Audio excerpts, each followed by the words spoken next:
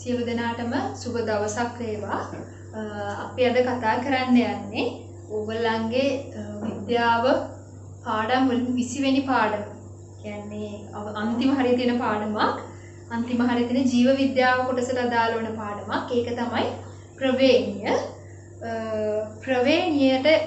ප්‍රවේණියකට කතා කරද්දී මේකෙදී අපි දැනගන්න ඕනේ ප්‍රධාන කොටස් දෙකක් තියෙනවා. වචන දෙකක් තියෙනවා.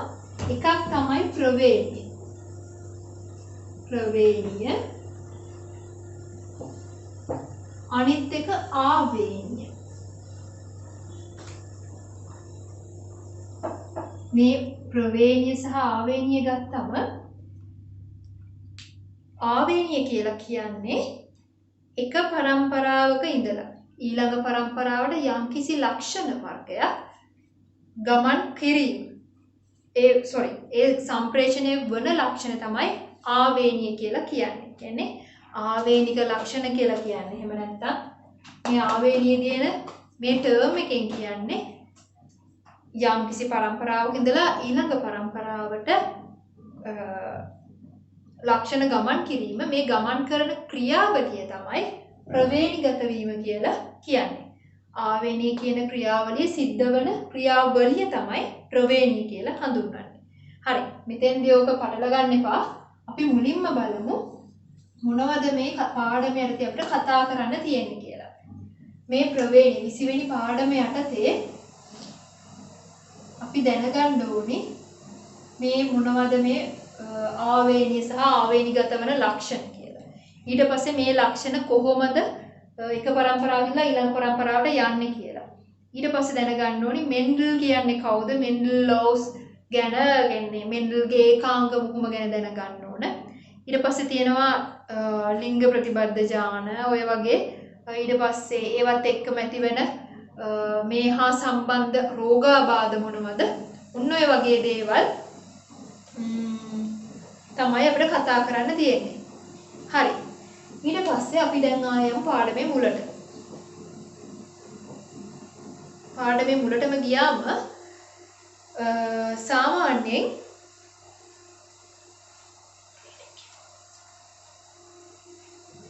සාමාන්‍යයෙන් අපි බලමු දැන් අපි මිනිස්සුණත් අපේ අතර කොච්චර වෙනස්කම් තියෙනවද? සමහර අය ගැහැණු, සමහර අය පිරිමි. තව සමහර අය සුදුම සුදුයි. තවත් සමහරු කළුම කළුයි. තව මේ ලංකාවේ වගේ බහුතරයක් දෙනා තලෙලුයි. ඔය වගේ සමේ වර්ණය, ඒ වගේ උස මිටිකම, ඔය වගේ විවිධ ලක්ෂණ ඔස්සේ එකම විශේෂයකට අයත් උනා. මිනිස්සයා කියන්නේ එකම විශේෂයක්. එකම විශේෂයකට අයත් උනා මේ මිනිස්සයා කියන කොටාසේ එක වෙනස්කම් තියෙනවා. ඒවට උදාහරණ තමයි ඔය මම කිව්වේ. සමේ වර්ණය, හිස කෙස්වල වර්ණය, ඇසේ වර්ණය, ශරීර ප්‍රමාණය, ඊට පස්සේ සමහර අයගේ තියෙනවා හිස කෙස්වල වර්ණයත් එක්කම හිස කෙස්වල ස්වභාවය කියන්නේ බොකුටු හිස කෙස්ද, කැරලි ගැසුණු හිස කෙස්ද, නැත්නම් ඒ වගේ නැති ස්ට්‍රේට් හේර්ස්ද ඔය වගේ විවිධ ලක්ෂණ තියෙනවා. මේක මිනිස්සුන්ගේ විතරක් නෙමෙයි. තවත් එහාට ගත්තොත් එහෙනම් අපි බලන ඔය අහසේ ඔය හවස්සේදී පියාඹන එක කුරුල්ල වර්ග ඉන්නේ. ගිරව්, මායිනෝ, මොනරු වර්ග ඔය හැම වර්ගයකම එකම වර්ගයකට අයත් වුණත් මුන් ඔක්කොම එකම විශේෂයකට අයිති වුණත් එයාලා අතරෙත් එක වෙනස්කම් තියෙනවා. දැන් අපේ වත්තේ පිපෙන මල් වර්ග තියෙනවා. රෝස ගන්නකො. රෝස මල් ගත්තොත් එහෙම කොච්චර වර්ග තියෙනවද? කොච්චර පාට තියෙනවද? එක සයිස් එකේ රෝස වර්ග තියෙනවා. බල්ලු, පූසෝ එක වර්ග ඉන්නවා. ඒවට අපි කියන බ්‍රීඩ්ස් කියලා. මේ බ්‍රීඩ්ස් varieties එක වර්ග තියෙනවා. ඔය විදිහට එකම විශේෂයක් අතර වුවත් එකිනෙකට වෙනස් ලක්ෂණ දරන ජීවීන් සිටිනවා. ඊට පස්සේ අපි මුලින්ම ප්‍රධාන වශයෙන් කතා කරන්න යන්නේ මිනිස් විශේෂයේ පවත්නා සුලභ ආවේනික ලක්ෂණ. දැන් ආවේනික ලක්ෂණ කියද්දි මම මුලින්ම කිව්වා ඒව පරම්පරාවෙන් පරම්පරාවට එන ලක්ෂණ. මොනවද ඒ වගේ දේවල්? අපි බැලුවොත් එහෙම ඉස්සෙල්ලම බලන්න ඕගොල්ලන්ගේ කොණ්ඩේ අරගෙන පිරිමි ළමයිට නම් කොණ්ඩේ කර්ලිද ස්ට්‍රේට්ද කියලා බලන්න බෑ. නමුත් ගෑල් ළමයිට පුළුවන්. මට තියෙන්නේ කර්ලි හෙයා එකක්. බලන්න ඕගොල්ලන්ගේ කොණ්ඩේ කර්ලිද එහෙම නැත්නම් ස්ට්‍රේට්ද මොන වගේද කියලා. ඔය කොණ්ඩේ ස්වභාවය ඊපස්සේ කොණ්ඩේ වර්ණය. සාමාන්‍යයෙන් ලංකාවේ ඉන්න හැමෝගෙම කොණ්ඩේ කළු පාටයි. නමුත් යුරෝපා රටවල් ඊට පස්සේ අයිස්ලන්ත ඔය වගේ එක පැතිවලට යද්දි මිනිස්සුන්ගේ කොණ්ඩේ පාට වෙනස් වෙනවා. ඒ වගේම තමයි තව තියෙනවා මේගොල්ලන්ට පුළුවන් දැන් අපි අපේ අත මේ විදියට ගත්තොත් මහපට ඇඟිල්ල පිහිටන ආකාරය. දැන් මහපට ඇඟිල්ල පිහිටන ආකාරය මෙතන මගේ පිහිටන්නේ ඍජු. සමහර අයගේ ඔය විදිහට ඍජු විදිහට පිහිටන්නේ නැති වෙනවා. එයාලගේ මගේ එකම අත් දෙකේ උනත් වෙනස්. මේ වගේ මේ වෙනස් කියන්නේ නැමෙනවා. සමහර අයට හැම කෙලින් තියන්න බලන්න සමහර අයට මේ විදිහට කෙලින් තියන්න බෑ මේ මහපට ඇඟිල්ල නැමෙනවා. කොච්චර කළත් නැමෙනවා. ඒ වගේ. ඊට පස්සේ ඔය වගේම තව ලක්ෂණ තමයි කම් පෙත්ත. මේ කම් පෙත්ත සමහර අයගේ කන මූණටම ඇලිලා වගේ තියෙනවා. තව සමහර අයගේ එල්ලු නිදහස් කම් පෙති තියෙනවා. තව අයට පුළුවන් දිව රෝල් කරන්න. දිව රෝල් කරන්න තව සමහර අයට දිව රෝල් කරන්න බැරි වෙන්න පුළුවන්. දිව රෝල් කරනවා කියන්නේ මෙන්න මේ විදිහට දිව රෝල් කරන්න පුළුවන්. ඒ වගේම තමයි තව සමහර අයගේ මූණ hina වෙනකොට වල ගැසෙනවා. තව සමහර අයගේ එහෙම වෙන්නේ නැහැ. ඒ වගේම තමයි අපි අතේ ඇඟිලි පටලව ගත්තම මෙන්න මේ විදිහට වැඩි හිතලා කරන්න බෑ. හිතන්න නැතුව නිරායාසයෙන් ආයාසයෙන් තොරව ඇඟිලි පටල ගත්තම මේ උඩින් පිහිටන ඇඟිල්ල වමේද දකුණේද කියන එක ආවේනිගත වන ලක්ෂණයක් විදිහට සලකනවා. ඒ වගේම තමයි අපේ මේ ඔය විදිහට ලක්ෂණ ගොඩාක් කියන්න පුළුවන්. තව මේ මෙන්න මෙතන මෙන්න මෙතන උලක් වගේ වෙන දැන් සමහර අයගේ පිහිටලා දැන් මේ මූණ පොඩ්ඩක් රවුම් වැඩි වුණා. නලල සමහර අයගේ මේ විදියට කොණ්ඩේ මෙහෙම ඔය වගේ. හැබැයි තව සමහර අයගේ මෙතන මේ විදිහට තියෙන්නේ නැහැ. එයාලගේ කොණ්ඩේ මෙන්න මෙහෙමයි. මෙහෙම තුඩක් වගේ එකක් එනවා. කුරුල්ලෙක්ගේ හොටක් වගේ තුඩක් වගේ එකක් එනවා. ඒකත් ආවේනිගත වෙන ලක්ෂණයක්. ඊට පස්සේ ගත්තම ඔයක ඔයගලන්ට පුළුවන් ඕගොල්ලන්ගේ අම්මලා තාත්තලාත් එක්ක ටෙස්ට් කරන්න. ගිහිල්ලා අම්මලා තාත්තලාට මෙහෙම අත තියන්න කියලා එකපාර බලන්න. අම්මගේ තාත්තගේ කොහොමද තියෙන්නේ කියලා. ඊට පස්සේ ඔයාගේ කොහොමද ඔයාගේ සහෝදර සහෝදරියන්ගේ කොහොමද ඔය විදිහට බලන්න. හැබැයි ඔයාලට තේරෙන්න පුළුවන් සමහර ලක්ෂණ ඕගොල්ලන්ගේ අම්මගේ තාත්තගේ නැහැ. දැන් මම උදාහරණයක් කියන්නම්. මම මේ විදිහට අත අල්ලපුවම මගේ පිහිටේ වම් අත උඩින්. හැබැයි අපේ අම්මයි තාත්තයි දෙන්නගෙම මේ විදියට දකුණු අත තමයි උඩින් පිහිටන්නේ. නමුත් මම එකපාරට අල්ලපුවම පිහිටන්නේ වම් අත උඩින්. ඒක වෙන්නේ කොහොමද? ඒක මේ වම් අත පිහිටන ලක්ෂණේ සමහර විට අපේ අම්මලා තාත්තලාගේ නැති වුණාට ආච්චි අම්මලා සීයලාගේ තියෙන්න පුළුවන්. ඒක පරම්පරාවේ කොහේ හරි තිබුණා වෙන්න පුළුවන්. අපි දන්නේ නැහැනේ. ඔය වගේ. ඒ වගේම තමයි ඔය මම කිව්වේ පොදුවේ හැමෝම දරන ලක්ෂණ. ඒ කියන්නේ හැමෝම අනිවාර්යෙන්ම ඔය එක ලක්ෂණයක එක්ක දිව රෝල් කරන්න පුළුවන්, එක්ක රෝල් කරන්න බෑ. එක්ක කන එල්ලෙනවා නැත්නම් කන ඇලිලා තියෙනවා. ඔය වගේ ඔය ලක්ෂණ ටික හැමෝගෙම මොන විදිහකට බලන්න පුළුවන්. නමුත් ඊටමත් කලාතුරකින් දැක ගන්න හම්බෙන ආවේනික ලක්ෂණ තියෙනවා. එකක් තමයි බද්ධ අංගුලිකතාවය. ඊළඟ එක බහු අංගුලිකතාවය. ඊට පස්සේ ඇලි බව. ඊට පස්සේ ඇසේ වර්ණය. ඔය වගේ දේවල්. බද්ධ අංගුලිකතාවය කියලා කියන්නේ දේහයේ යාබදව පිහිටන ඇඟිලි එකකට එකක් ඇලෙනවා. ඒක තමයි බද්ධ අංගුලිකතාවය. ඊට පස්සේ බහු අංගුලිකතාවය කියලා කියන්නේ අපේ සාමාන්‍යයෙන් එක අතක ඇඟිලි 5යි, කකුලේ ඇඟිලි 5යි. ඔය වගේනේ පිහිටන්නේ නේ. නමුත් මේගොල්ලන්ගේ එක ඇඟිල්ලක් වැඩිපුර පිහිටනවා. ඒ කියන්නේ 5ක් වෙනුවට සම්පූර්ණයෙන් වැඩුණු හෝ නොවැඩුණු ඇඟිලි 5ක් වෙනකොට 6ක් තියෙනවා. තව එකක් වැඩිපුර මෙතනින් හරි මේ පැත්තෙන් හරි තියෙන්න පුළුවන්. ඔයාලට බලා ගන්න පුළුවන් ගොඩක් වෙලාවට ඔය මේ අපේ සමහර පන්තිවල ඉඳලා හිටලා හරි යාළුවෙක් ඉන්නවා මෙහෙම අර මහපට ඇඟිල්ලෙන් තව ඇඟිල්ලක් තියෙන යාළුවෙක් එහෙම ඉන්නවනේ. ඔය යාළුවන්ගේ අම්මලා තාත්තලාගේ එහෙම නැහැ. නමුත් ඒ ලක්ෂණේ කලාතුරකින් උනත් දැක ගන්න ලැබෙනවා. ඊට පස්සේ තමයි ඇලි බව. ඇලි බව කියලා කියන්නේ සුදු අය ඒගොල්ලන්ගේ කොණ්ඩෙත් සුදු වෙනවා. eyebrows, eyelashes ඇලි බව ඒ වගේ ලක්ෂණ තමයි මේ කලාතුරකින් ආවේනිගත වෙන ලක්ෂණ විදිහට දක්වන්නේ. ඒ වගේම තමයි දැන් ඔයාලට හිතෙන්න පුළුවන් හැම ලක්ෂණයක්ම මේ විදිහට ආවේනිගත වෙනවද කියලා. ඒ කියන්නේ පරම්පරාවෙන් පරම්පරාවට යනවද කියලා. හැම ලක්ෂණයක්ම මේ විදිහට පරම්පරාවෙන් පරම්පරාවට යන්නේ නැහැ. මේ විදිහට පරම්පරාවෙන් පරම්පරාවට යන්නේ ඒගොල්ලන්ගේ DNA වල. එහෙම නැත්නම් මේගොල්ලන්ගේ ජීනෝම් එකේ තියෙන ලක්ෂණ විතරයි. එහෙම නැතුව එයාලා මොනවද? ඒගොල්ලන්ගේ පරිසර සාධක මත අනුවර්තනය වෙච්ච ලක්ෂණ. එහෙම නැත්නම් ඒගොල්ලන්ට ලැබෙන පෝෂණ මට්ටම්, ව්‍යායාම, ඒ වගේ දේවල් නිසා ලැබෙන ලක්ෂණ පරම්පරාගත වෙන්නේ නැහැ. ඒ කියන්නේ ආවේනිගත වෙන්නේ නැහැ. ඊට පස්සේ මේ ආවේනික ලක්ෂණ පරම්පරාවෙන් පරම්පරාවට ගමන් කිරීම ගැන කතා කරද්දී මේකේ මූලික වශයෙන් මුලින්ම මේ දේ කළේ ඔස්ට්‍රියානු ජාතික විද්‍යාඥයෙක් පූජකවරයෙක් වෙච්ච ග්‍රෙගරි මෙන්ඩල්. මෙතුමා ලක්ෂණ ආවේනිගත වීම සම්බන්ධව පරීක්ෂණ පවත්වලා මෙන්ඩල් නියම මුලින්ම ලෝකයට ඉදිරිපත් කරපු පුද්ගලයා. මෙතුමා මොකද්ද කළේ?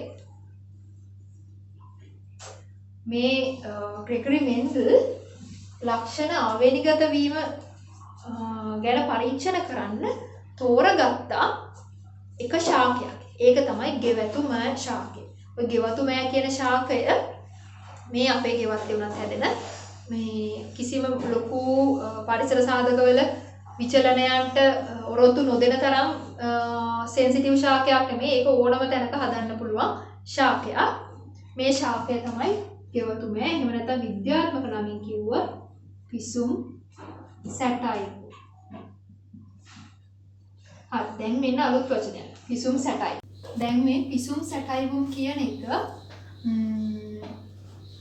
මේ තියෙන්නේ විද්‍යාත්මක නාමයක්. ගෙවතුම ශාකයට අදාළ වන විද්‍යාත්මක නාමය තමයි පිසුම් සැටයිවුම් කියලා කියන්නේ. මේ විද්‍යාත්මක නාමයක් ලියද්දී අපි යොදා ගන්න රීති ටිකක් තියෙනවා. එකක් තමයි අතින් ලියනවා නම් මේ වචන දෙක අන්ඩර්ලයින් කරන්න. ඒ වගේම මුලින් ගණ නාමයක් ඊට පස්සේ විශේෂ නාමයක් දක්වන්න ඕන. ඊට පස්සේ මේකේ පළවෙනි අකුර කැපිටල් කරනවා. නමුත් වෙන කොහෙවත් කැපිටල් අකුර යොදා ගන්න නැහැ. ඒ වගේම මුද්‍රණය කරනවා නම් ඒක ඉටැලික්ස් වෙන්න කියන්නේ ඇල අකුරු වෙන්න ඕන. ඔන්න වගේ නීති රීති ටික යොදා ගන්නවා මේ විද්‍යාත්මක නාමකරණයේදී. හරි. ඊට පස්සේ මොකද කරන්නේ? මේ පිසුම් සැටයිවුම් කියන ශාකය මෙන්ඩල් විසින් තෝරගන්න ඒ ශාකයේ තිබිච්ච විශේෂ ලක්ෂණ කීපයක්ම බලපානවා. එකක් තමයි ඒ ශාකය ඉක්මනින්ම වගා කරන්න, පහසුවෙන් ඉක්මනින් වගා කරන්න පුළුවන්. ඒ වගේම තමයි දරු පරම්පරාව ඉතාමත් ඉක්මනින් ලබා ගන්න පුළුවන්. දැන් මේක වැදගත් වෙන්නේ ඇයි? මේක වැදගත් වෙන්නේ මේ කියන අපි ආවේනික පිළිබඳ ලක්ෂණ පිළිබඳ පරීක්ෂණ කිරීමේදී අපිට අවුරුදු ගණන් බලාගෙන ඉන්න බෑ. ඉක්මනින් ප්‍රතිඵලයක් ගන්න ඕනේ. ඒ නිසා ඒගොල්ලන්ගේ ජීවන චක්‍රය උදා වෙන්න ඕනේ. ඉක්මනින් පරිණත වෙලා ශාක ඉක්මනින් පරිණත වෙලා දරු පරම්පරාව ලබා දෙන්න ඕනේ. ඔය වගේ ලක්ෂණ ගැන හිතලා බලන්න ඕනේ. ඊට පස්සේ මේ වගේ නුමුහුම් ශාක ලබා ගන්න පුළුවන්. ඒ වගේම තමයි පහසුවෙන් හඳුනාගත හැකි පරස්පර ලක්ෂණ තියෙනවා. පරස්පර ලක්ෂණ කියන්නේ මොනවද? මේ ග්‍රෙගරි මෙන්ඩල් අඳුර ගන්නා එකිනෙකට පරස්පර ලක්ෂණ 7ක් ගෙවතුමෑ ශාකයේ තියෙන. ඒ ලක්ෂණ තමයි උස, මිටි. ඊට පස්සේ පුෂ්පයේ වර්ණය දම් සහ සුදු. බීජයේ පිට කෝට් එක රළු සහ සිනිඳු. ඔය වගේ විවිධ එකිනෙකට පරස්පර ලක්ෂණ ගණනාවක් හඳුර ගන්න. 7ක් හඳුර ගන්නවා. මේ හතර අදාළව ග්‍රෙගරි මෙන්ඩල් ඒකාංග මුහුම් සිද්ධ කරනවා. ඒ කියන්නේ එක ලක්ෂණයක් පමණක් සලකා මුහුම් සිද්ධ කිරීම තමයි ඒකාංග මුහුම් කියලා කියන්නේ. මේ ඒකාංග මුහුම් සඳහා යොදා ගන්නා ශාක පේරන්ට් දෙමාපිය ශාක විදියට ඒ වගේ ලැබෙන පළමු ප්‍රජනිතයන්, ඒ කියන්නේ පළවෙනි ඒ වගේ ලැබෙන ගස් ටික පළමු දරු පරම්පරාව කියලා හඳුන්වනවා.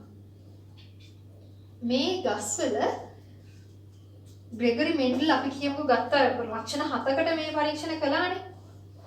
අපි සලකමු එක ලක්ෂණයක්. උස්ස සහ මිටි. උස්ස මිටි. දැන් මේ උස්ස මිටි කියන ලක්ෂණ දෙක ගත්තම අපි උස කියන ගහ නුමුහුම් උෂ ශාකයක් ගන්න. නුමුහුම් කියන්නේ capital T capital T. මිටි කියන්නේ simple T simple T. ඇයි මම මෙතන capital T capital T simple T simple T කියලා දැම්මේ? අපි ගත්තොත් මොකක් හරි එක ලක්ෂණයක් අපි ඒ ලක්ෂණය පෙන්වන්නේ ඉංග්‍රීසි බෝඩියේ එක අකුරක් යොදා ගන්න. එතකොට මේකේ අපි සලකනු ලබන ලක්ෂණය උස නිසා අපි උස කියන එකට tall කියන එකේ capital T කියන එක ගත්තා. එතකොට ඒකේ පරස්පර ලක්ෂණය පෙන්වන්න යොදාගන්නේ short කියලා S අකුර නෙමෙයි. අපි යොදාගන්නේ මේකේ simple අකුර. ඒ කියන්නේ simple T. ඒ වගේම ඇයි මම මේ capital T අකුරු දෙකක් ලිව්වේ? ඒකට හේතුව තමයි මෙතනින් ඉස්සරහට යද්දී කියනවා මේ එක එක ලක්ෂණ පරම්පරාවෙන් පරම්පරාවට යද්දී ඒවා යන්නේ යුගල වශයෙන් කියලා. නුමුහුම් යුගලයක් නිරූපණය කරන්න තමයි capital T කියන එක මම යොදාගත්තේ. ඒ වගේ මෙතන simple T යොදාගත්තේ නුමුහුම් මිටි කියන එක පෙන්වන්න. ඊට පස්සේ අපි බලමු මේ මුහුමෙන් මොකද වුනේ කියලා. ඔන්න තියෙනවා උස ගහක්. මම මෙතන යොකලා දාන්නම්. ඊට පස්සේ තියෙනවා මිටි ගහක්. මේවා නුමුහුම් උස ශාක සහ නුමුහුම් මිටි ශාක.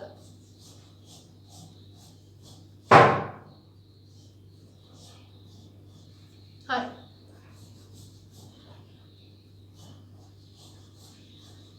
මේ නුමුහුම් උස ශාකයක් ගත්තම මෙයාගේ තියෙන සාධක වෙන්නේ TT. මෙයාගේ තියෙන simple T. එතකොට මේ parental line එකට දෙන්න පුළුවන්. මෙයාට දෙන්න පුළුවන් එකම ජන්මාණුව capital T විතරයි. මෙයාට දෙන්න පුළුවන් simple T විතරයි. ඊට පස්සේ මෙයාලගෙන් හැදෙන දරු පරම්පරාව capital T simple T. මෙයා capital T simple T. මෙයා capital T simple T. මෙයා capital T simple T. මේ ඔක්කොම අන්තිමට මෙන්ඩල්ට හම්බුනේ උස ගස් විතරයි. 100%ක්ම උස ගස් විතරයි හම්බුනේ. දැන් මෙයා මුහුම් කලේ නුමුහුම් උස සහ නුමුහුම් මිටි ශාක. නුමුහුම් උස සහ නුමුහුම් මිටි ශාක තමයි මෙන්ඩල් විසින් මුහුම් කලේ. නමුත් අන්තිමට හම්බුනේ උස ගස් විතරයි.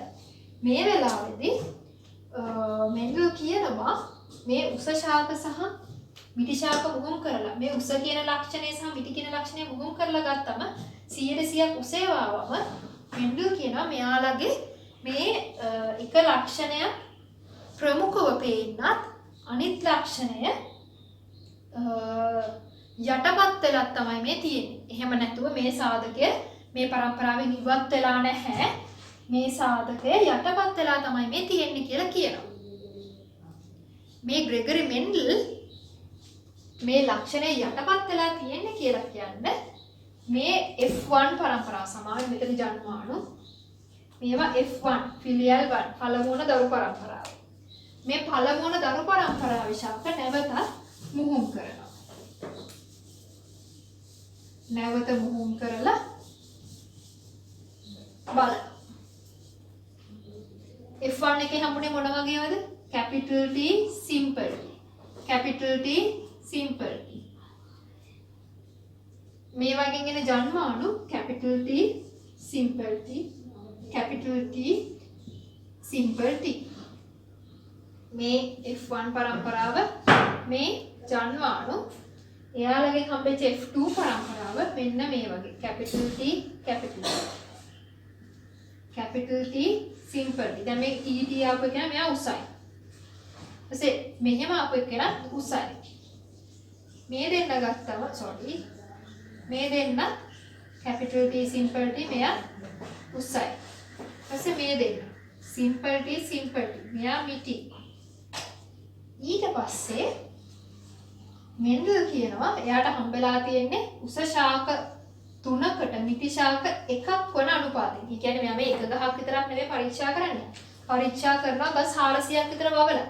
මේ ගස් වලින් හම්බෙච්ච ප්‍රතිඵල වලින් උස ශාක සහ මිටි ශාක 3:1 අනුපාතයෙන් තමයි ලැබිලා තියෙන්නේ. මේ 3:1 අනුපාතයෙන් ලැබිච්ච F2 පරම්පරාව. F2 පරම්පරාවේ මේ වගේ capital T අකුරු දෙකක් තියෙන ඒවාත් තිබුණා. capital T simple T තියෙන ඒවාත් තිබුණා. simple T තිබුණ ඒවාත් තිබුණා. මේ වගේ එක වගේ අකුරු දෙකක් තියෙනවා නම් එයාට අපි කියනවා T වගේ තියෙනවා නම් එයාට කිව්වා සමයුග්මක කියලා. සමයුග්මක. එහෙම නැතුව capital T simple T මේ වගේ මිශ්‍රණයක්. දැන් මේ සමයුග්මකය capital T simple T සමයුග්මකයි. simple T සමයුග්මකයි. මේ වගේ capital අකුරු දෙකක්ම හරි simple අකුරු දෙකක්ම හරි තියෙනවා නම් එයාට සමයුග්මකය කියලා. මේ වගේ simple T capital T කවල මේ තියෙනවා නම් එයාට විෂම යුග්මකය කියලා. එතකොට මෙන්න කියනවා මේ ලක්ෂණ දැන් බලන්න මෙතෙන්දී උස වීමට අදාළ වෙන දැන් මේ උසයි කියන රූපානුදර්ශනය පෙන්නන්නේ. ඒතර මේ උස කියන එකට capital T තියෙන හරිය එයා උසයි. මෙතනත් capital T එකක් තියෙනවා එයා උසයි. මෙතනත් capital T එකක් තියෙනවා එයා උසයි.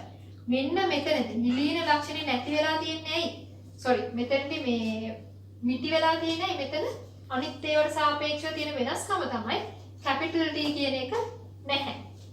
ඒ නිසා මෙන්ඩල් කියනවා මේ විෂම යුග්මක අවස්ථාවේදී රූපානුදර්ශය තීරණය කිරීමට බලපාන සාධකය තමයි මෙයාලගේ ප්‍රමුඛ සාධකය කියලා.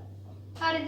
ඒ කියන්නේ උස සහ මිටි කියන පරස්පර ලක්ෂණ යොදලා ගත්තම උස කියන ලක්ෂණයට අදාළව උස කියන ලක්ෂණය ප්‍රමුඛයි. එහෙමත් නැත්නම් විෂම යුග්මක අවස්ථාවේදී එළියට එන රූපානුදර්ශය දරන ලක්ෂණය ප්‍රමුඛයි.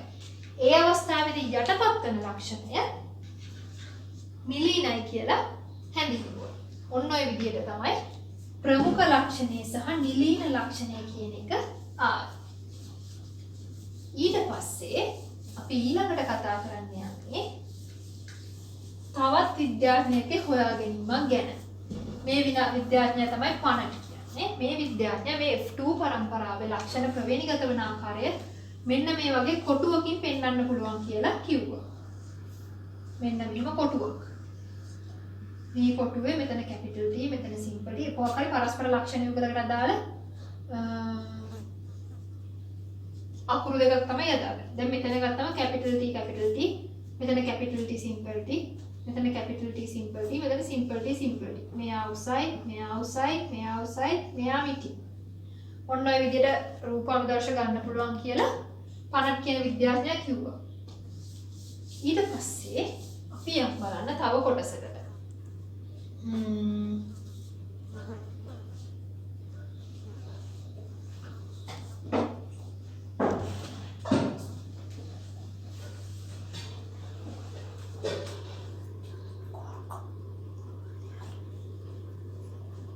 ඊට පස්සේ මේක සාමාන්‍යයෙන් මේ ලැබෙන 3:1 අනුපාතය 100% ලැබීම ඔය වගේ දේවල් අපිට සාමාන්‍ය ගණිතයේ සම්භාවිතාව කියන පාඩමෙත් පෙන්වන්න පුළුවන්.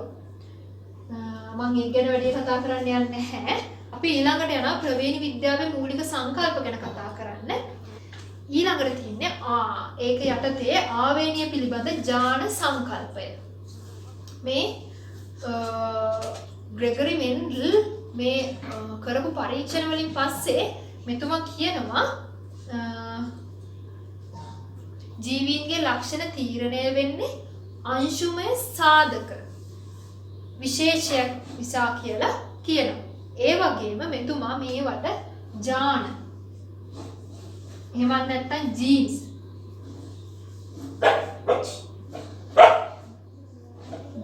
කියන වචනය පාවිච්චි කළා. අංශුමය සාධක වර්ගයක් නිසා තමයි මේ ලක්ෂණ තීරණය වෙන්නේ. මේ ලක්ෂණ ඥාන කියලා හැඳින්වුවා. ඒ වගේම තමයි ප්‍රමුඛ ලක්ෂණ මේ ඥානවලදී ප්‍රමුඛ ලක්ෂණය කැපිටල් අකුරකිනුත් නිලීන ලක්ෂණය සිම්පල් අකුරකිනුත් යොදා පෙන්වන බව කිව්වා. ඊට පස්සේ මම කලින් කිව්ව විදිහටම සමයුග්මක සහ විෂම යුග්මකයන් කොහොමද ඇති වෙන්නේ කියලා කිව්වා. ඊට පස්සේ ජාන ප්‍රකාශය. එහෙමත් නැත්නම් ජීන් එක්ස්ප්‍රෙෂන් කියන එක කොහොමද වෙන්නේ කියලා තමයි කතා කරන්න යන්නේ.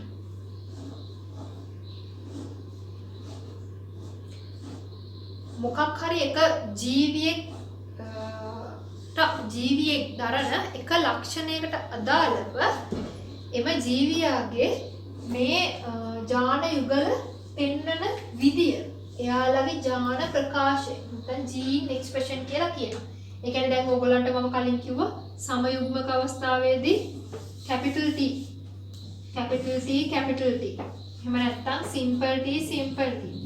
එහෙමත් නැත්නම් තව එකක් තිබ්බ විෂම යුග්මක අවස්ථාව capital T simple T කියලා.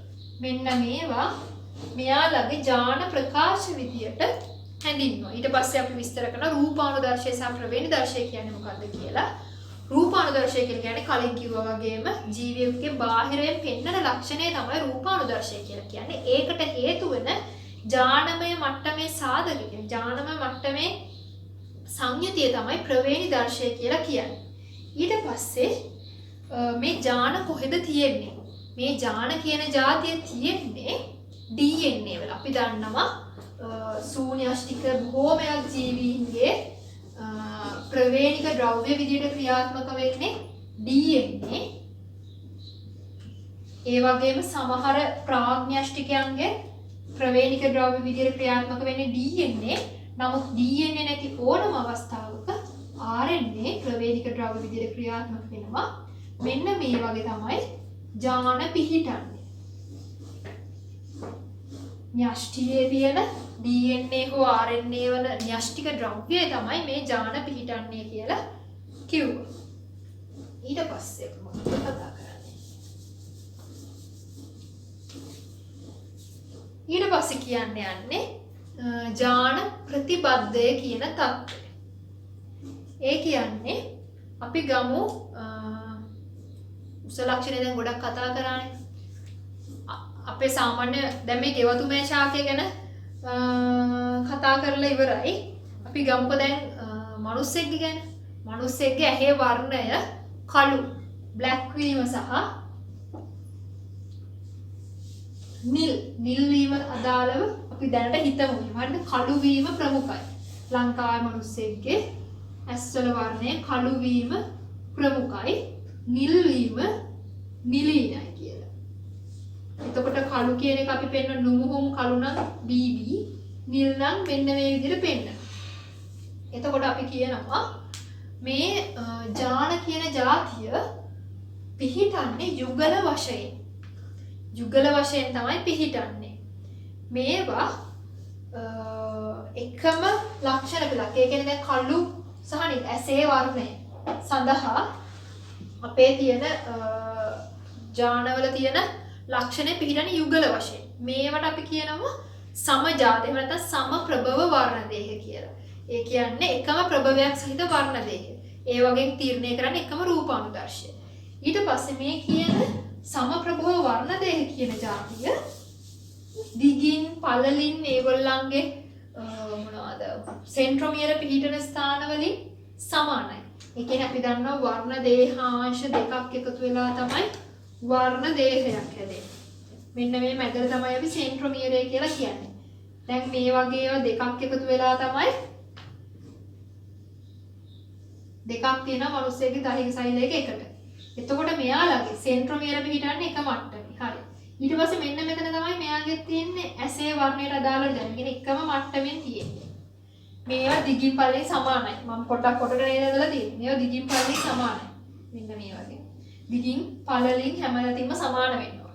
ඊට පස්සේ මේ ජානයේ පිහිටන මට්ටම සමානයි. සෙන්ට්‍රොමියර පිහිටන මට්ටම සමානයි. ඔය වගේ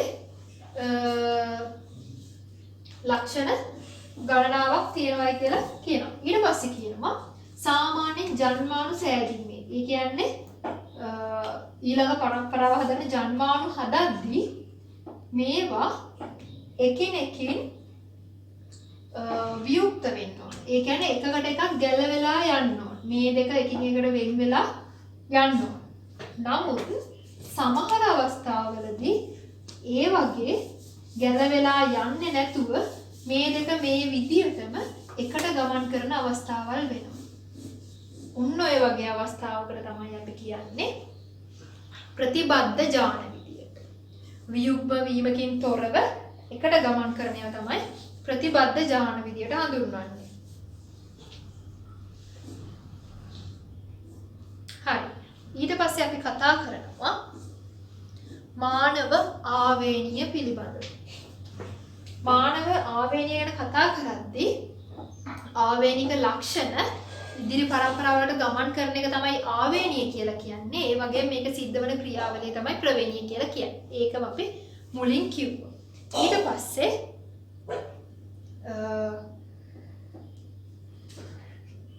මිනිසාගේ ලිංග නිර්ණය වීම. එහෙම නැත්නම් ගැහැණු පිරිමි බව තීරණය වීම සිද්ධ වෙන්නේ මේ ආවේනික ලක්ෂණයක් විදියට. මේකෙදි වෙන්නේ අපි දන්නවා අපේ දේහය එක එක දැන් මිනිස්යාගේ එක ගානක්, ගොටු කොළ ගහක් ගත්තොත් එක ගානක්, ගෙම්බෙක් ගත්තොත් එක ගානක්, ඔය වගේ ජීවියගෙන් ජීවියට ඒගොල්ලන්ගේ තියෙන ඥාන ප්‍රමාණය. එහෙමත් නැත්නම් ඒකට ඥාන ප්‍රමාණය කියනකට වඩා හොඳ වර්ණ දේහ ප්‍රමාණය වෙනස් වෙනවා. මිනිස්සෙක්ගේ නම් සාමාන්‍යයෙන් වර්ණ දේහ 46ක් තියෙනවා. ඒවා සමප්‍රභව වර්ණ දේහ, සමජාත වර්ණ දේහ යුගලණය වීම සිද්ධ වෙලා යුගල 23ක් විදියට තමයි තියෙන්නේ. මේ යුගල 23ක් විදියට තියෙන වර්ණ දේහ යුගල 23ක් විදියට තියෙන වර්ණ දේහ වලින් 22ක්ම දෛහික වර්ණ දේහ. දෛහික එකක් තියෙනවා ලිංග වර්ණ දේහ. දැන් මේ 23න් මේ සෙට් දෙක ඇවිල්ලා 23න් එකක් තමයි තියෙන්නේ ලිංගය නිර්ණයට අදාළ වෙනවා. මෙන්න මේක ගැන තමයි අපි දැන් කතා කරන්න යන්නේ. සාමාන්‍යයෙන් අපි ගැහැණු කෙනෙකුගේ රූපානුදර්ශය x විදියට දක්වනවා. ඒ වගේම පිරිමි කෙනෙකුගේ රූපානුදර්ශය x y විදියට දක්වනවා. මේ ගැහැණු පුද්ගලයෙකුගේ මේ x කියන වර්ණ දෙක මේ තියෙන වර්ණ දෙකක් කියලා සැලකුවා. මෙයාගේ තියෙන x දෙකක්මනේ. හරි. එයා දිගින් සමානයි. ඊට පස්සේ මෙතන තියෙන්නේ x එකයි y එකයි. මේ y කියන જાතිය සාමාන්‍යයෙන් x එකට වඩා දිගින් අඩුයි.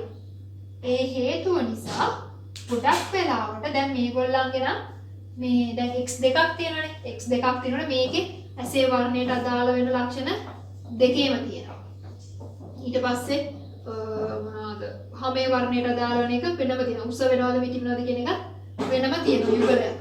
එතකොට මේ දෙකේම ක්‍රියාව මත තමයි අන්තිම අවුට්පුට් එක තීරණය වෙන්නේ. මෙයා උසයිද මිටිද කළුයිද සුදුයිද ඇහැ දුඹුරුයිද නිල්ද දෙක දෙනවා. හැබැයි අපි මේ xy එක ගත්තම දැන් x එකේ තියෙනවා ඔන්න උසයි. හරි. ඒකෙත් උස මිටි දෙක ලක්ෂණයක් තියෙනවා. ඇසේ වර්ණය කළුයි. කළු. ඊට පස්සේ සමේ වර්ණය දුඹුරුයි. දුඹුරුයි. හරි. ඒකත් මොකක් හරි දුඹුරු මොකද අන්තිමට අවුට්පුට් එකක් තියෙනවා. හැබැයි මෙන්න මේ හරිය තියෙනවා තව ලක්ෂණ. අපි හිතමු කන එල්ලා වැටෙනවා. දැන් ඒකට අනුරූප ලක්ෂණයක් මෙතන නැහැ. ඒකට යුගල් කරන ලක්ෂණයක් මෙතන නැහැ. ඊට පස්සේ තියෙනවා දිව රෝල් කරන්න පුළුවන්. ඊට පස්සේ තියෙනවා තව මොකක්ද ලක්ෂණයක් ගන්නෙ? බහු අංගුලිකතාවයෙන් පෙරෙනවා. දැන් මේ ලක්ෂණ තුනට හරියන ලක්ෂණ මෙතන නැහැ. එහෙම වුණාම මොකද වෙන්නේ? මේ වගේ අර සාමූහික ප්‍රතිඵලයක් නෙමෙයි ලැබෙන්නේ. මේ ලක්ෂණ මොනවද? මේ y එකේ නැති ලක්ෂණ මේ ලක්ෂණ ඒ විදියටම දරු පරම්පරාවෙන් පෙන්නනවා. හරි. ඊට පස්සේ අපි බලමු සාමාන්‍යයෙන් කොහොමද මේ දැන් ගැහැණු කෙනෙක් නම් මං කිව්වා එයාගේ ප්‍රවේණි දර්ශය වෙන්නේ xx. එතකොට මෙතන එන්නේ xy පිරිමි කෙනෙක් කියලා. මෙයාට හදන්න ගැහැණු අම්මට හදන්න පුළුවන් ජන්මාණු වර්ගය එකම ජන්මාණු වර්ගයේ x විතරයි. එතකොට මෙයාට හදන්න පුළුවන් x සහ y කියන වර්ග දෙකම. එතකොට මේකෙන් හැදෙන ප්‍රතිඵල බලපුවම x මෙතෙන්දි හැදෙන්නේ xx එක. ඊට පස්සේ හැදෙන්නේ xy එක. ආයෙ මෙතෙන්දි හැදෙන්නේ xx එක. ආයෙ එන්නේ xy එක. ඒ කියන්නේ මෙයා ගැහැණු ළමයි. මෙයාත් ගැහැණු ළමයි. මෙයා පිරිමි ළමයි. මෙයා පිරිමි ළමයි. එතකොට සාමාන්‍යයෙන් ඇවිල්ලා තියෙන්නේ 1:1 අනුපාතයෙන් ගැහැණු පිරිමි අනුපාතය 1:1 වෙන විදිහට තමයි ඇවිල්ලා තියෙන්නේ. මේක තමයි සාමාන්‍ය වෙන්න ඕන විදිය. ඒ කියන්නේ දැන් මේ විදිහට හරියටම වුණා නම් මේ කියන විදිහට ගැහැණු පිරිමි ඉපදීම සිද්ධ වුණා නම් ලෝකේ පොපියුලේෂන් ඉන්න ජනගහනයේ දැන් මොකද්ද වෙලා තියෙන්නේ? වැඩි කොටසක් ගැහැණු. පිරිමින් ප්‍රමාණය අඩුයි. එහෙම වෙන්නේ ඇයි? මේ වගේ අපගමනය වීම සිද්ධ වෙනවා. පොතේ හැටියටම වෙන්නේ නැහැ.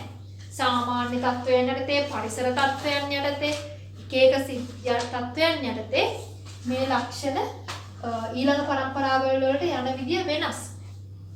ඒ නිසා ඒ 1:1 අනුපාතයෙන් මේක සිද්ධ වෙන්නේ නැහැ. ඒ නිසා තමයි දැනට පොපියුලේෂන් එක ගැහැණු අය වැඩිපුර වෙලා පිරිමි අය අඩු වෙනුත් ඉන්නේ.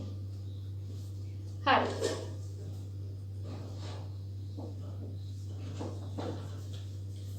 ඊට පස්සේ තියෙනවා දැන් ඔන්න ඔය විදිහ තමයි මිනිස්යාගේ ලිංග නිර්ණය සිද්ධ වෙන්නේ.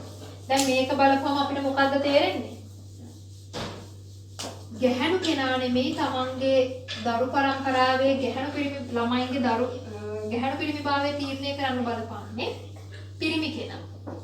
පිරිමි කෙනාගේ අනුව තමයි පිරිමි කෙනාගෙන් එන වයි ලක්ෂණය ඊළඟ පරම්පරාවට යනවද නැද්ද කියන එක අනුව තමයි ගැහැණු පිරිමි ලක්ෂණ ගැහැණු දරුවන් හෝ පිරිමි දරුවන් ලැබීම තීරණය වෙන්නේ.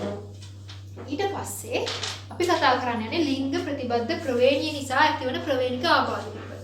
ඒ කියන්නේ මේ දැන් දරුවන් එක පරම්පරාවක ඉඳලා දරු පරම්පරාවට ලක්ෂණ ගමන් කරද්දී යන්නේ අර දෛහික වර්ණ දේහ නෙමෙයි ලිංග වර්ණ දේහ වලට අදාළව තමයි යන්නේ.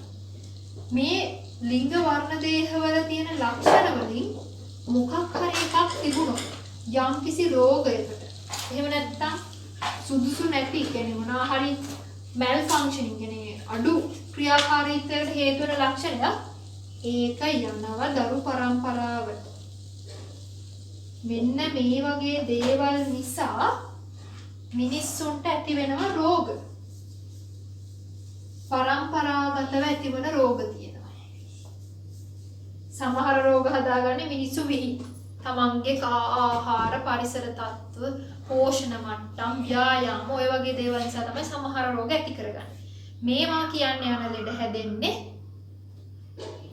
පරම්පරාවෙන් පරම්පරාවට සම්ප්‍රේෂණය වීම හේතුවෙන්. සම්ප්‍රේෂණය නෙවෙයි ඒකට හරි වචනේ ආවේනිගත වීම හේතුවෙන්. එතකොට මේ විදියට x හා y ප්‍රතිබද්ධ රෝග විදියට ඇති වෙන රෝග කීපයක් තියෙනවා. ඒ වයින් පළවෙනි එක තමයි හිමෝෆීලියාව. මේ හිමෝෆීලියාව කියන රෝගය ඇති වෙන්නේ නිලීන ජානයක ක්‍රියාව හේතුවෙන්. ඒ කියන්නේ මම කලින් කිව්වා කැපිටල් H සිම්පල් H කියලා දක්වනවා කියලා. මේක ප්‍රමුඛ එක හිමෝෆීලියාවට අදාළ වන නිලීන ජානය තමයි මේ තියෙන්නේ. මේක ප්‍රමුඛ ජානය. මේ කැපිටල් H සිම්පල් H එද්දී අපි බලමු මේක කොහොමද වෙන්නේ කියලා. සාමාන්‍යයෙන් මේ හිමෝෆීලියාව කියන රෝගය ඇති වෙන්නේ පිරිමි අයට. ගැහැණු අයට ඇතිවීම සිද්ධ වෙන්නේ නැහැ. ගැහැණු අය එක්ක නිරෝගී එහෙම නැත්නම් වාහකයන් විදියට කටයුතු කරනවා. මේ අපි බලමු නිරෝගී ගැහැණු කෙනෙක්. ඒ කියන්නේ නිරෝගී නම් හිමෝෆීලියාවට අදාළව දැන් හිමෝෆීලියාව ඇති කරන්නේ නිලීන ජානය වගේ. නිලීන ජානය මගින් හිමෝෆීලියාව ඇති කරනවා නම් ඒකට අදාළ නිරෝගී ගැහැණු කෙනෙකුට තියෙන්න ඕන රූපාවදර්ශය තමයි H. මේ දෙකම x කියන මේ x කියන වර්ණ දෙකකට සම්බන්ධ වෙලා තියෙන්නේ. රෝගී පුරුෂයෙක් නම් එයාගේ මේ x එකේ තියෙන්න ඕන සිම්පල් h එක. කැපිටල් H එකක් නෙවෙයි. ඊට අමතරව y තියෙනවා. දැන් මේ තියෙන මව නිරෝගී මව. කිසිම ප්‍රශ්නයක් නැහැ. එයාට හිමෝෆීලියාව නැහැ. නිරෝගී මව. මේ ඉන්නේ රෝගී පියා. එහෙම ගියාම මේකෙන් හැදෙන ජන්මාණු ගත්තම නිරෝගී මව අනිවාර්යෙන් දෙන්නේ එක ජන්මාණුවයි. කැපිටල් H එකත් එක්ක තියෙන මෙන්න මේ ජන්මාණු වර්ගය තමයි දෙන්නේ. කියන්නේ රෝගය ඇති කරන්නේ එයා බලපෑමක් කරන්නේ නැහැ. එතකොට මේ මේ රෝගී පියා දෙනවා සිම්පල් H එකකුත් එක්ක Y එකක්. මෙන්න මේ විදිහට. මේවා මුහුණාම මොන වගේද හැදෙන්නේ කියලා බලන්න. මේ ඉන්නේ parent line එක. මේ තියෙන මේගොල්ලෝ හදන ජන්මාණු. මේ තියෙන මේගොල්ලන්ගේ F1 දරු පරම්පරාව. මේගොල්ලන්ගෙන් එනවා capital H simple H. ඊපස්සේ මෙයාත් එක්ක ගම x එකක් එනවා capital H එක. මේ දෙකම x. ඒ වගේම y එකක් එනවා. කියන්නේ කොට එකක්. ඊට පස්සේ මෙයාගෙන් ගත්තාම එනවා x එකක් එනවා capital H එක. ඒ වගේම එනවා simple H එක x එකක්. මෙයයි ගත්තම එනවා x එකක් එනවා capital H එකත් එක්ක. ඊට අමතරව y එකක් එනවා. දැන් මෙතෙන්ද ඇවිල්ලා තියෙන්නේ කොහොමද? පොඩ්ඩක් අපහැදිලි වගේ. මෙයා capital H එකක් තියෙනවා simple H එකක් තියෙනවා. හැබැයි මෙයා ගැහැණු කෙනෙක්. x දෙකක් නෙන්නේ. මෙයා ගැහැණු කෙනෙක්. මෙයාගේ තියෙන්නේ මේ නිලීන ජානයට අදාළ කරන ප්‍රමුඛ ජානයත් එක්ක. ඒ නිසා මෙයාගේ මේ රෝගය ප්‍රකාශ වීමක් සිද්ධ වෙන්නේ නැහැ. හැබැයි මෙයා මේකට අදාළ කරන ලක්ෂණය ධර්ම. ඒ නිසා මෙයා වාහකයෙක් විදිහට වැඩ කරනවා. වාහක ගැහැණු කෙනෙක්. මෙයා කිසිම ප්‍රශ්නයක් නැහැ. කැපිටල් H එකත් එක y එකක් තියෙන්නේ. එතකොට මෙයා නිරෝගී පිරිමි. ඊට පස්සේ කැපිටල් H සිම්පල් H ආයෙත් අර වගේ. ඒ කියන්නේ වාහක ගැහැණු කෙනෙක් ඇති වෙන්නේ. මෙතෙන්දී ඇති වෙන්නේ නිරෝගී පිරිමි. හරි. ඔන්න කිසිදු රෝගියෙක් නැහැ. හැබැයි මේ තියෙන්නේ නිරෝගී මවක් සමග රෝගී පියෙකුගේ මුව. මේක මේ විදියට නොවි. වාහක දැන් මේ මෙතන ගමු වාහක ගැහැණු කෙනෙක් එක්ක අපි ගත්තොත් එහෙම නිරෝගී පුරුෂයෙක්. වාහක ගැහැණු කෙනෙක් එක්ක නිරෝගී පුරුෂයෙක් ගත්තොත් එහෙම වෙන්නේ කොහොමද කියලා බලමු. වාහක ගැහැණු කෙනෙක් කියලා කියන්නේ x එකක තියෙන්නේ capital H. අනිත් එකේ තියෙන්නේ simple H. පුරුෂයා ගත්තම එයාගේ මෙතන තියෙන capital H අනිත් එක y. මේ වර්ණ දේහ වියුග්ම වීමේදී සමජාත වර්ණ දේහ වියුග්ම වීමේදී මෙයාගෙන් එන්නේ capital H එකත් එක්ක x එක. ඒ වගේම simple H එකත් එක්ක x එක. ඊපස්සේ මෙතෙන් දෙනවා capital H එකත් එක්ක මෙතෙන් දෙනවා y එක. මේ ටික යුගලණය වුණාම කොහොමද වෙන්නේ? capital H දෙකක් x දෙකක් දෙකම capital H. no problem. මෙයා නිරෝගී ගැහැණු. මෙයයි. එතකොට මොකක්ද වෙන්නේ? කිසිම ප්‍රශ්නයක් නැහැ. capital H එකක් එන්නේ. ඒ නිසා මෙයා නිරෝගී පිරිමි. ඊට පස්සේ ඉන්නේ simple H එකයි capital H එකයි. මෙන්න මේ අවස්ථාවේදී මොකද්ද වෙන්නේ? ආයමත් කලින් වගේ capital H එකයි simple H එකයි මෙයා නිරෝගී මෙයා වාහක ගැහැණු කෙනෙක්. ඊට පස්සේ ඉන්නේ මෙන්න මේ දෙන්න. ඔන්න බලන්න වෙනදී. මෙයාගේ x එකක් එනවා simple H එකත් එක්ක ඊට අමතරව y එකක් එනවා. දැන් මොකද වෙන්නේ? මේ නිලීන ජානයේ ක්‍රියාව යටපත් කරන්න ප්‍රමුඛ ජානයක් නැහැ. මෙයා පිරිමි කෙනෙක්. මෙයාට මොකද වෙලා තියෙන්නේ දැන්? මෙයා රෝගී පිරිමි කෙනෙක්. මෙන්න මේ නිසා තමයි කියන්නේ මේ හිමෝෆීලියා කියන තත්ත්වය පුරුෂයන්ට ඇති වෙන තත්ත්වය. පුරුෂයන්ට ඇති වෙන තත්ත්වයක්. ඒ වගේම තමයි මේ ගැහැණු අය රෝගී වෙන්නේ නැහැ. ගැහැණු අය වුණොත් වෙන්නේ වාහකයන් වෙන එක. මෙන්න මේක තමයි මේ රෝගයට දාලා රූපාණු දර්ශය සහ ප්‍රවේණි දර්ශය. හරි. ඒකෙදි මට පොඩි දෙයක් කියන්න තියෙනවා. ඔයාලගේ පෙළ පොතේ 186 නේද? 6 කියන පිටුවේ තියෙන්නේ ඒකේ මේ වගේ මුහුමක් ඇඳලා තියෙනවා. නමුත් ඒකෙන් ඇවිල්ලා තියෙන ප්‍රතිඵලය මෙතන තියෙන වාහක පුරුෂ කියලා. ඕ මෙයා වාහකයෙක් නෙමෙයි, මෙයා වාහකයෙක් තමයි. නමුත් මෙයා වාහක වෙනකොට මෙයා රෝගියෙක්. මෙයාට මේ ලෙඩේ හැදෙනවා අනිවාර්යයෙන්. මොකද මේ නිලීන ජානයේ ක්‍රියාව යටපත් කරන්න කෙනෙක් නැහැ. හරි නේද? හරි. අපි ඊළඟ ලෙඩේට යමු. ඊළඟ ලෙඩෙත් මේ වගේමයි. ඒකට ආය රූප අඳින්න දෙයක් නැහැ. ඊළඟට තියෙන්නේ රතු කොළ වර්ණාන්ධතාවය. රතු කොළ වර්ණාන්ධතාවයේ සාමාන්‍ය මේක ඉතාමත් බහුලවම ලිංග ප්‍රතිබද්ධ ආබාධයක්. මේකට හේතුව වෙන්නේ X වර්ණ දේහයේ පවතින නිලීන ජානයක ක්‍රියාව. මේක සාමාන්‍යයෙන් පිරිමින්ට වැඩියෙන් හැදෙනවා. ඒ වගේම තමයි ගැහැණු වලට කලාතුරකින් හැදෙනවා. මේකෙදි සිද්ධ වෙන්නේ නිලීන වර්ණ දේහයක ක්‍රියාව හේතු වෙන්නේ. ඔය නිලීන වර්ණ දේහයේ ක්‍රියාව නිසා තමයි රෝගය ඇතිවීම හෝ වාහකයෙක් වීම හෝ නිරෝගී වීම සිද්ධ වෙන්නේ. මේකෙත් මම chart එක අඳින්න යන්නේ නැහැ. කලින් වගේම ඔයාලට පුළුවන් x එකක් සහ y එකක් ඇඳලා මේ ලක්ෂණය තියෙනවා ලක්ෂණය නැහැ කියලා දාලා ඒක ඇඳලා බලන්න. එතකොටත් වෙන්නේ රෝගී නිරෝගී විදිහට මාක් කරලා බලපුවම ඔයගලන්ට අඳුර ගන්න පුළුවන් වෙයි. හරි.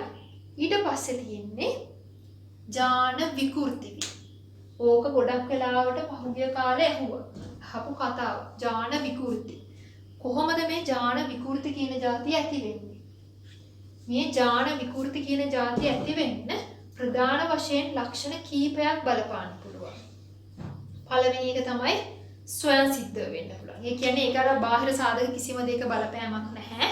ඒකෙදි වෙන්නේ එයාගේ ඇඟ ඇතුළෙන්ම එන මොකක් හරි ක්‍රියාවක් නිසා මේ ජානය විකෘති වීම සිද්ධ වෙන්න පුළුවන්. ඒ වගේම තමයි විකිරණ වලට භාජනය වීමෙන්. අපි අහලා තියෙනවා හිරෝෂිමා නාගසාකි වල සිද්ධ වෙච්ච පරමාණු බෝම්බ ප්‍රහාරයෙන් අධික ලෙස විකිරණ පිට වුණා. ඒ විකිරණ පිටවීම නිසා අදටත් ජාන විකෘති වීම සහිත විකෘති රූප විකෘති මොළේ විකෘති ඇඟේ අවයවයන් විකෘති වෙච්චි මිනිසුන් ළමයින් බිහිවීම සිද්ධ වෙනවා. දැන් හිතලා බලන්න හිරෝෂිමාවට බෝම්බ ගහලා අවුරුදු කීයක් වෙනවද? අදටත් මේ ළමයි ඉපදෙනවා නම් මේ විකිරණ වල බලපෑම පරම්පරා කීයකට ගිහිල්ලාද? ඒ වෙලම මිය ගියා කට්ටිය. ඔව් ඒ වෙලේ මිය ගියා. මිය ගියත් බේරුණු අයගේ දරුවන් පවා මේ වගේ ආබාධ වලට ගොදුරු වුණා. ඊට පස්සේ රසායනික ද්‍රව්‍ය වල බලපෑම. ඒ කියන්නේ අපේ ඇඟට ඇතුළු වෙන මොනවා හරි රසායනික ද්‍රව්‍ය, රුධිරයට ඇතුළු වෙන රසායනික ද්‍රව්‍යයක් නිසා අපේ ජානවල විකෘතීන් නැති වෙන්න පුළුවන්. ඔන්න ඔය වගේ තව තවත් ලක්ෂණ තියෙනවා. සමහර දේවල් පරිසර සාධක වෙන්න පුළුවන්. ඒ වගේ දේවල් නිසා ඇති වෙන්න පුළුවන්. ඊළඟට තියෙන ඇලි බව. එහෙමත් නැත්නම් මම අර කලින් කිව්වා වගේ සුදු වෙන එක. හිසකෙස් ඇහි බැම ඔය සියලුම දේවල් සුදු වෙනවා. මේ විදිහට සුදු වුණාම සමහර වෙලාවට මෙයාලගේ ඇස් පෙනීමත් ටිකක් අඩු වෙනවා. මේකට හේතුව තමයි මෙලනින් වර්ණකය. මේ අපේ හැම දුමුරු වෙන්නේ අපේ හැමේ තියෙන මෙලනින් සාන්ද්‍රණයට අනුව. මේ මෙලනින් වර්ණකය නිපදවීමට මූලික වන දෛහික වර්ණ දේහයක පිළිද ජානයක ඇතිවන විකෘතිය. දෛහික වර්ණ දේහයක ඇතිවන ජානයක විකෘතියක් හේතුවෙන් තමයි ඇලි බව ඇති වෙන්නේ.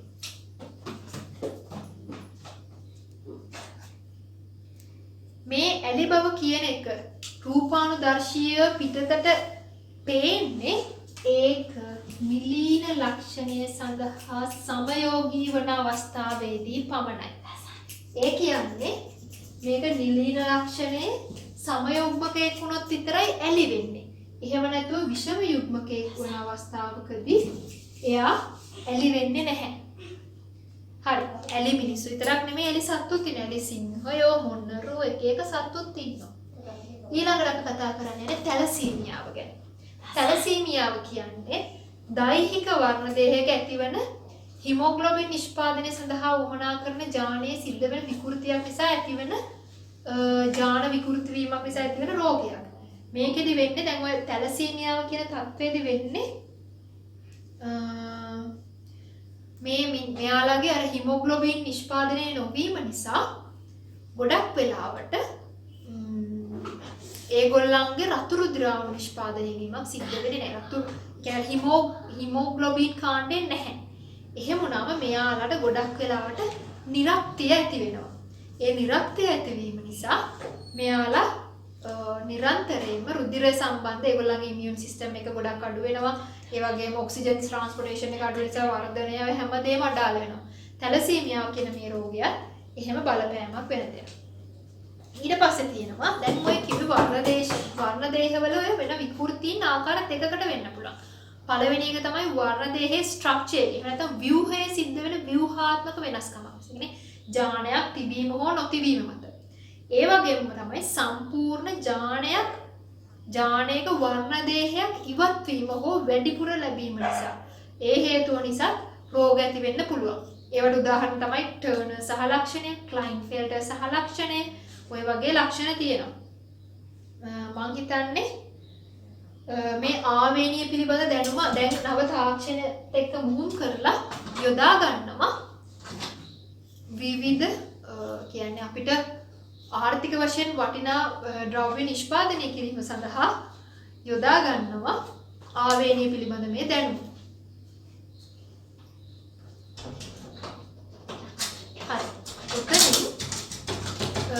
ඔතනින් ඉවරයි මම කතා කරන්න බලාපොරොත්තු වෙන කොටස. මම හිතනවා ඔයගොල්ලන්ට මේ කතා කරන ටික හොඳට තේරුණායි කියලා.